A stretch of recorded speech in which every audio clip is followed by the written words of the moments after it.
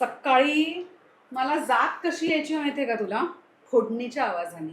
अरे बापरे. 5-5:30ला किचन मधल्या फोडणीचा आवाज आणि तो सुगंध त्यांनी मला जाग यायची आणि मग परत मी पांघरुणग्याच्या डोक्यावरून झोपून जायचे. मला अजूनही सकाळ 7-7:30 मी उठतच नाही अगं.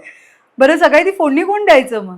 स्मिताताईच. अनेक वर्षांपासून आहे. मला अनेक वर्ष बेट्टी लागायची. ओ. मला स्मिता तळवलकर सकाळी बेट्टी द्यायच्या.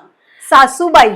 सासूबाई हो. आणि मला ना खूप गिल्टी वाटायचं, पण मला लागायचा बेट्टी. मी काय करू, अजूनही लागतो, आता नवरा देतो. आम्हाला सगळ्यांना घरामध्ये ना स्वयंपाकाची खूप आवड, खूप जास्त.